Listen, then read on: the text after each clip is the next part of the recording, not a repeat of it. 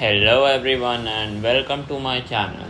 And today I wanted to make a short video about this problem that everyone is talking about for Budokai Tenkaichi 4 is that the roster. People are thinking the roster is gonna be small, and by small I mean less than Tenkaichi 3, which I agree and at the same time I don't agree. You see, uh, first the reason I agree because Budokai Tenkaichi 3 was built up by the base of Budokai Tenkaichi 1 and 2.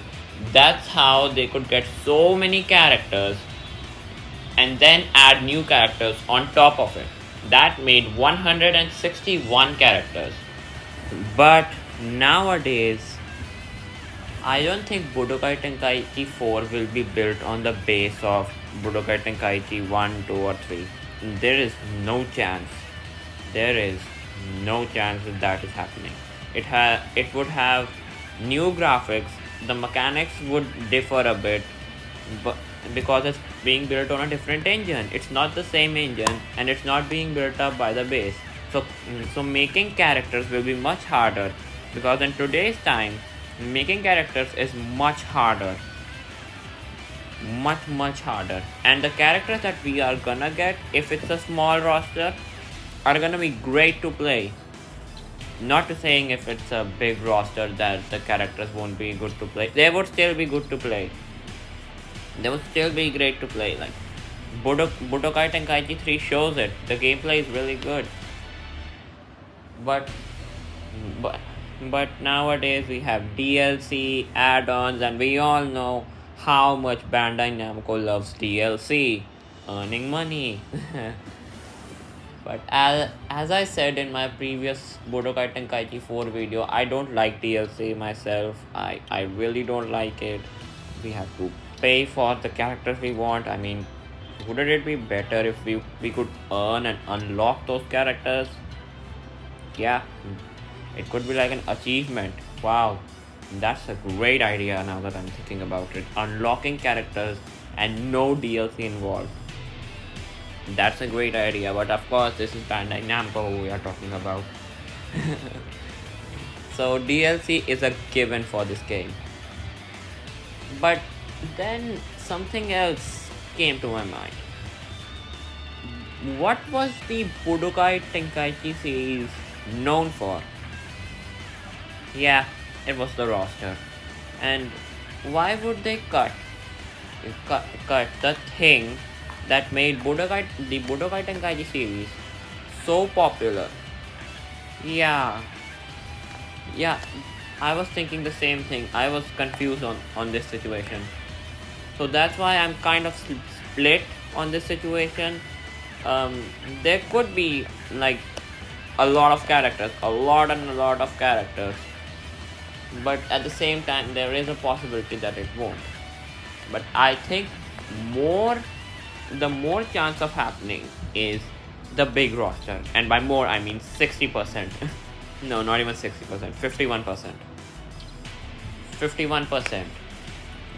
Because the Budokai Tenkaichi series was known for its roster, and if they're bringing back the Budokai Tenkaichi series, they must have the roster big. Like,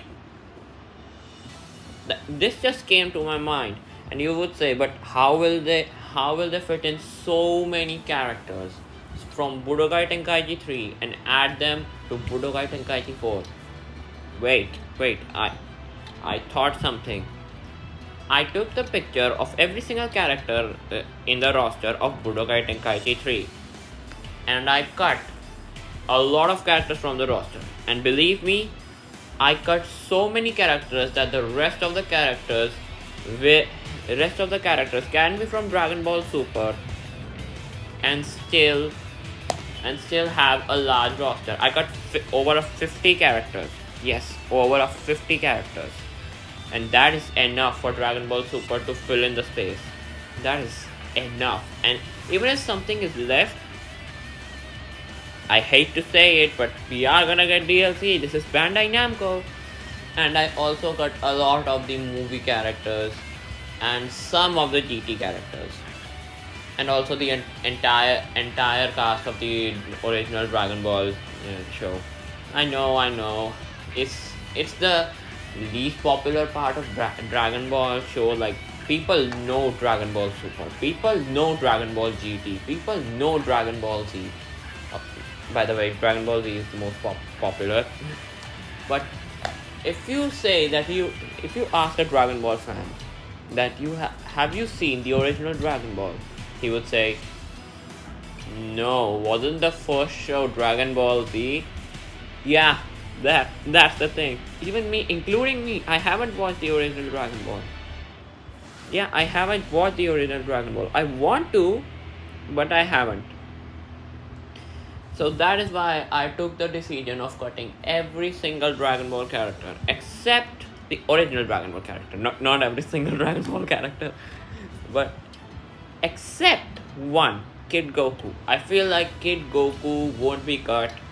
Kid Goku is important, so it won't be a smart decision to cut him from the roster. Of course, his Great Ape version.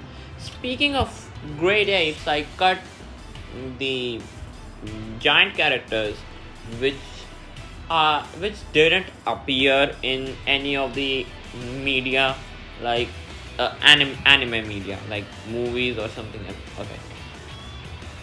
So, for example, Great Ape Raditz never appeared. Great Ape Nappa, well, it kinda did actually in Dragon Ball Xenoverse 2. Okay, never mind.